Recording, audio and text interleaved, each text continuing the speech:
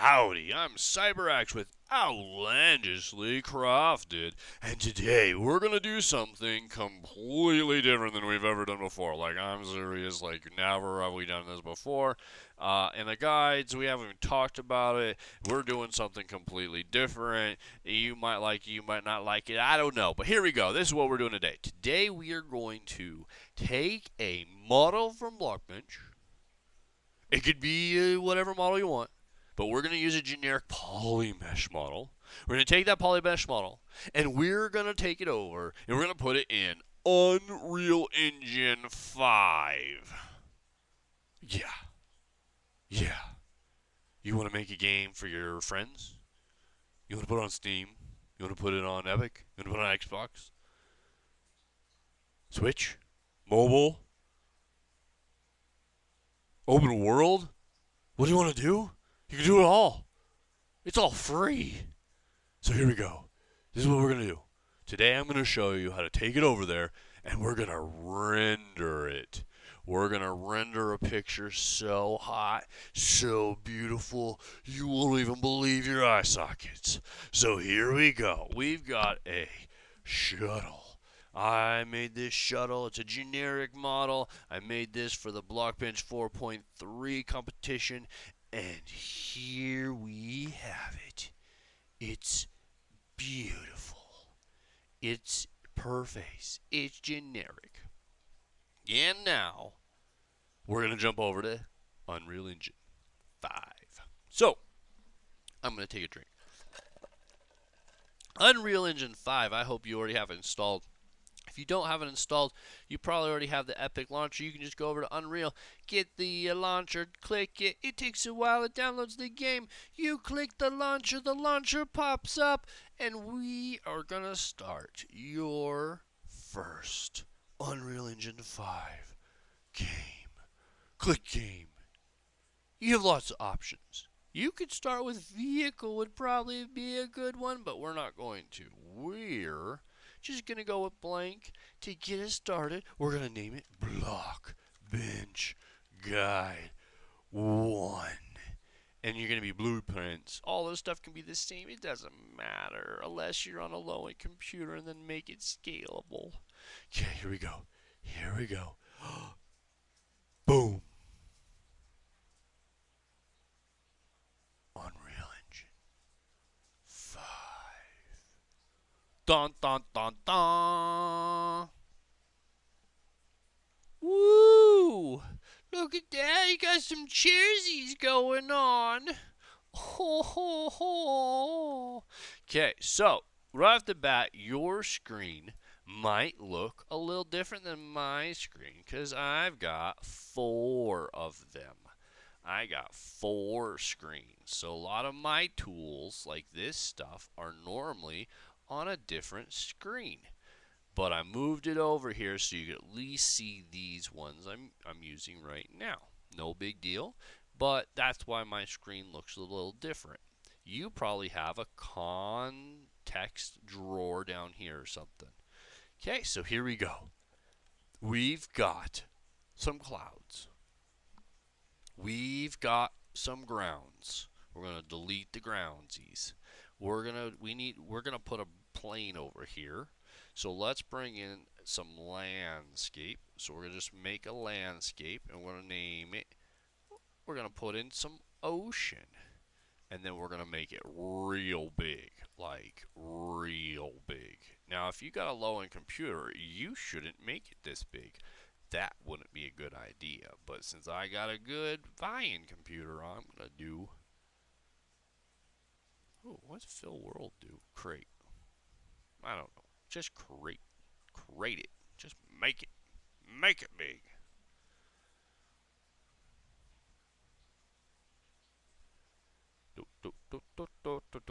Like I said, if you have a low-end computer, don't make it big. Just make it what you need it. Okay, come on. Okay, there we go. So we got our water. And we're going to go back to normal mode. So there's our water. There's hordes of guides on how to do all of these things. So if you want to know how to make landscape, just go look up how to make landscape for Unreal 5 Engine. Okay, so there's our start. Everything's good. Everything's going. We got it. We got it, right? Okay. We got this guy that controls the sun, right? Cool. We got this guy that controls skylight, and you see all of these have all these options over here, so you can tweak all of those, but we're not going to deal with that right this second. So we've got all of this stuff, we got the basics of everything, but right off the bat we want to add some clouds. Yes, we do. We want some clouds. So now we've got some clouds. You can tweak those settings for the clouds. You can make them up. You can make them down. You can make them bigger or smaller, whatever you want them. So there you go. You got clouds after clouds after clouds. Yeah. Okay, so now when we get up here high, it's not looking too bad. We got a basic scene. We got some basic stuff going on. Now, we also probably need some fog. Yes, we need some fog because you don't want to see forever. That's not how this works. So we'll add some fog in, have a nice little like drop off. There you go, something like that. Not too shabby. Okay. So now let's go back to Blockbench. Here's our Blockbench model. We've got this beautiful Blockbench model, and we're going to go over here to export an OBJ model. Now, if you've got a different type of Blockbench model, then you need to go over there to File Convert, and you need to switch it from whatever it is to generic. And I'm not telling you that it's going to be perfect after you switch it. You need to save that model first before you convert it, and you need to save it again after you convert it in a different file so that you don't overwrite the last one. In case you need to go back to the original one and convert it again to a different thing or fix something before you do it. But get my point, back up your stuff first. So now we're coming over here, we're exporting it to OBJ. And I already did this once, and now I'm doing it again because I forgot to show you what I was doing in the first take. I didn't switch the thing over so you could see my screen. It was just a logo the whole time. So we're going to do it again. We're going to click the same thing. We're just going to overwrite that. So now we've got that ready to go. Now we're going to open up a folder, a little manila folder. That's that guy down there. We got it on a different screen, and we're going to go to where we put that OBJ file. Now we put that OBJ file right here in guides, and when you export the OBJ file, it exports that texture too. So we're going to take that OBJ file, and we're going to drag that into the content drawer of your project. Watch this. Poof.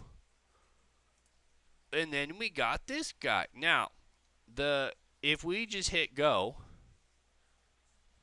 and then we got it over here. Oops, I got it on the other screen. Hold on. Okay, so here we go. Now we got our ship. Oh, and I don't know why I put it way over there. Come back. Come back here. Where are you going? Okay.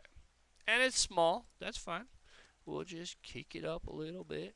And now we got a big one. Now you can see how it's pointing down. So a way to mitigate that is when you import it. So to trick it, I'm just going to change its name and say that this is version 2. And when I bring it in, it asked me here, import rotation, so that I could level it out. So I believe it's 90. So when I import it on the new one, now the new one is straight. So you just have to know, you might just have to do it twice to test it. It just depends. Or always know that the stuff coming in from Blockbench is going to be at a 90, and you're going to have to rotate it if you want it to be straight. You typically want it to be straight. You don't want to put it in this way and then rotate it if you're going to fly it or you're going to use it in a game. If you're just taking pictures of it, it doesn't matter. Okay, so now we've got, just like that, we've got this guy in Unreal 5 with a basic just test world. We could, we could take him way up high. Like if I grab this guy and I hold shift while I do it, and then so see over here, we can move faster or slower. So we can go to 8. So here we go. And then I'm just going to move that mouse up and up and up and up. And we're just going to go way up into the sky. Way, because it's a shuttle, you know, it's in space. Now we could just change those numbers over here like a smart person as well. But I don't know what those numbers would be to get above the sky, right? So we're just gonna keep going. Oh, look at that. We're up into the clouds, folks. Okay. So now, we moved way too fast. Way too fast. We're gonna turn this back down to like a 3 or something, maybe a 4. Okay. So now we've got our shuttle, and it's got to be going, you know, up-ish. And then we're missing something, right? We need some stars. We need some sky stars. So we've got a few options.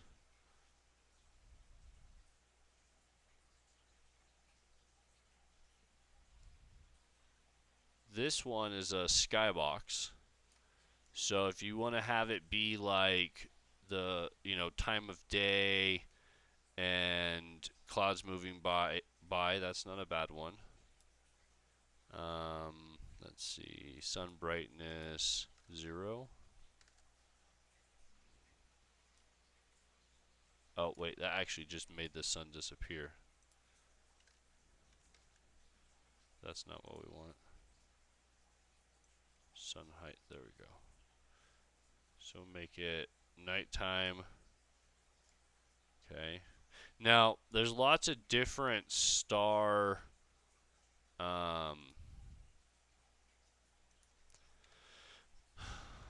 there's lots of different ones of these. This isn't my favorite. This is just what's built into the engine. You can get lots of different ones. You just got to figure out what you want. But the point being, look how quick we've got a basic environment set up. So now let's do a few other things. Let's get a camera. So we'll get a cinematic camera actor. And if you see, I can pin that right there, and then I can move the camera to how I want it to be. So I can pick my picture. So I'm going to set up, in essence, what this shot is going to look like from here. Now you can tell right off the bat how tight that shot is, and that's because you can see over here the different zooms that are being used. So one of my favorites is like this fancy IMAX, where it's this really square long shot, you know. You get a lot of detail, or you could get right up on it and still get a ton of that detail. You can always change, you know, the millimeters on this to get the zoom and just the perfect shot you want for whatever you're doing. So here we can take and set this guy. So now that we've got this type of camera set up, what also comes with this is the option to change all of its settings. So really quick, let's flip our view into that camera. So now we're in that camera looking through it, and over here we can control all of these different settings. So we can change the focal range, we can do it, but then we can come down and we can actually start messing with bloom and the lenses, and we can manipulate all of the things that you would typically be able to do in a high-end camera shoot on site, but you can do it right here, you know, in the editor without having to actually do much. Like it's just amazing. So I kind of like to add this one just on the edges, so you get like that little light shift from the atmosphere. I mean, there's so much fun things that you can come in here and you can play with all these settings, the ISOs, all of the things that you would do in manual mode, and you just start playing with it, and you start finding what perfect shot you want for you. Like what's that perfect shot? What are you looking for? Even adding just the vignette and being able to pull in, like look at the difference of the shot when you bring out the darkness. You change that focal point. You can change the color temperatures and make the colors match, the feel that you want. And we're doing all of this just live. Like you can see that I'm just messing with all of these settings. So saturation, these are all just. If I was in Photoshop, I would just be in love. Like this is like the raw editor in Photoshop, where I could just jump in and do all of these crazy things. Um, and you also have the ability to control lumen and all of the details of lumen and the bounces and all of that stuff.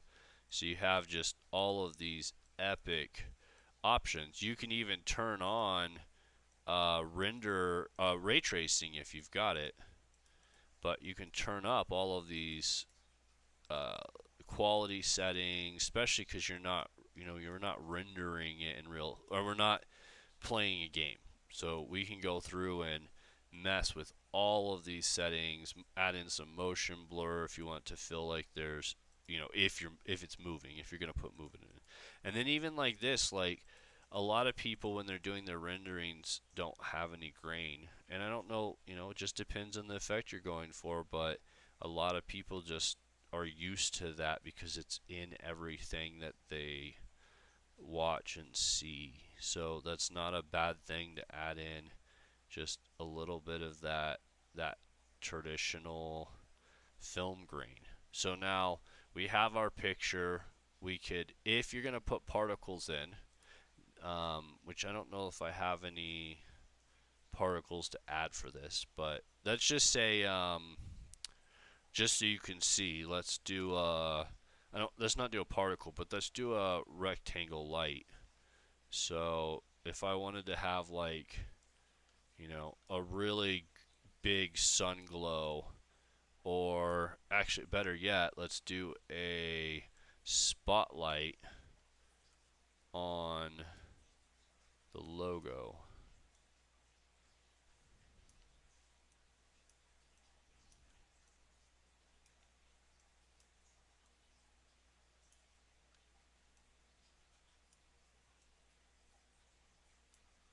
right?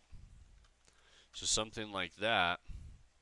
Now, we did move while we shouldn't have done that. We did move while we're in the cinematic camera. If we're going to change stuff and do things, we should go back to the base camera, which is in La La Land for some reason. There we go. So here's our camera again, because when we're actually in the camera moving, we're moving the camera. So we don't want to move the camera as well. So here's our scene, looking really good. So let's jump back into the camera. So we're gonna go here. We're gonna get to the view. We're gonna attach ourselves to the camera. Here's our camera. Here's our shot. And then we want to make sure everything's at full quality cinematic if you can run it. And then we're going to do high resolution screenshot, and I'm going to do a 2x multiplier. You could do 3x multiplier depending on your system. Literally, when I do 2 and 3, the lights in my house flicker because it's such a kick to the 3090 really quick that you just, hit it and then you're done.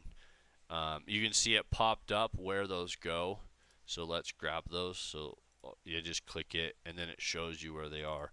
So then let's look at what what we got out of that with just 20 minutes. So there you go. 20 minutes we rendered, I think, pretty impressive from Blockbench, no less, without any, you know, no Blender, no nothing. So let's look at some things we could do really quick that we didn't cover. And there's full videos for everything in this process. So any step, like what we're going to talk about next is the textures and material.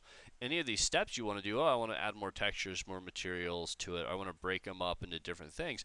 There's hordes and hordes of Unreal 5 engine guides for that or for. But really quick, let's grab, this is the texture system that they have. And so I just want to show you a few things you can do just to have fun and spice this up real quick. So right off the bat, let's right click this metallic and let's promote it to a parameter. And what that does is it gives us the ability right here to just say what it is. So 1 is fully metallic and 0 is none. And then when we hit apply, look at all of a sudden the whole world is going to re-render this with this being metallic. And you can see the film grain in there too, just from now that there's something to see it in. So same thing with the specular, we put that there. The roughness, we put that there. And so we could say, well, it's really rough, or it's really speculative, which I believe the shiny, or how much it absorbs. So now you can see, because it's really rough, it's absorbing all of that. So if we put it back to say it's not, then all of a sudden now look at how it's extremely metal. It's extremely shiny. And so we could then take and high res shot 2.0. Oh, and sorry, one of the things I forgot to mention there is it's taking that shot without those tools, so it doesn't really matter if you have that tool in there. If you want the tool to be gone, then you can, while you're in it, you can hit G and it will turn off the game stuff, or it's right here, game view. So it'll turn off any of the game overlay stuff if you just want to get that clean shot. So that gives you then full metal. So same thing now, you could bring in a normal, or if you really just want to have fun, just connect these together and just start messing with it. And you can start saying, well, use the normal out of the red channel, and you'll just start getting different effects. And you can play with it until you get the one that you want. You can also take that roughness and apply it to a channel, so that you can just read off of these if that data is in there, or just to mess around and see what you get. Apply it to blue. If you have too much, so say for example, if I put a norm on one of these, it's gonna get too much. You get way too much out of it. Then you could take and you could multiply it, or you could divide it. And all I did there was I grabbed off this guy and I hit divide. And then same thing here, promote that to a parameter. And now this gives you a number that you can divide by. So we could say divide by 10 and then apply that to the norm. And then it's going to tone down whatever it is. Now in the norm, that's not a great example.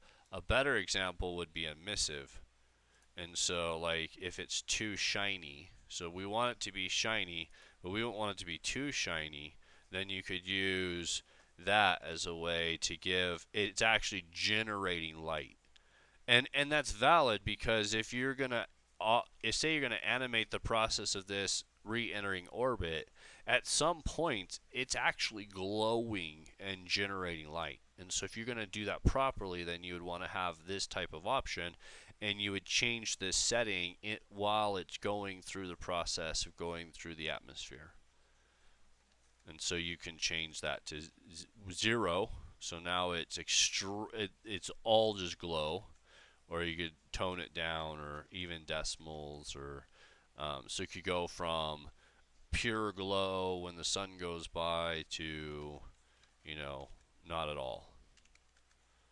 So that's just a simple run through. There's insane amounts of stuff you can do with all of these. There's just, you wouldn't believe how much you can, take and run with. So this is just the base beginning. You could also apply a material to it if you didn't have the texture. You could apply your own material to it. Now, if you get in and it doesn't have a texture on it, it's just a base, you can just click and drag the texture into UE5 and then click and drag the texture into here and attach it into the base color. If same thing, if you don't want the base color to be all of them, you can change these. Oh, I did that wrong. You can change these to be different things. You don't have to use this stuff. You could make the base color whatever you want. Just right click and make the base color a parameter, and then I could say base color is red. Oops, I have to actually click it red. Click it red. Right? See how powerful that is and how amazing that is. How quickly you can change out and work with what you want. And we're still just playing with rendering. I mean, we're not even flying it around, and how easy and quick we could get to just being able to fly it around as well. So those are all just basics on how easy and quick it is to take something from Blockbench, throw it into the game, set it to cinematic, and then hit, high resolution and click it, and voila, we've got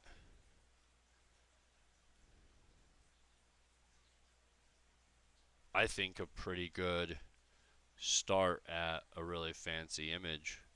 Nice interface, easy to do, easy to change. So there you go.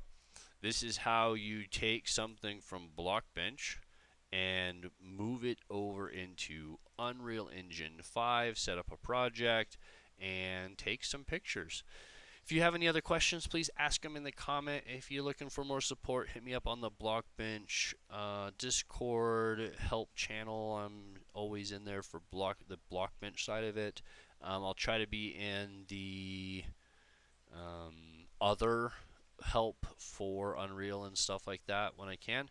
So, or check out my website at outlandishlycrafted.com. We have a Patreon. We could definitely use the support if you'd like to see more guides like this. Thanks for watching. I'm CyberAxe with Outlandishly Crafted.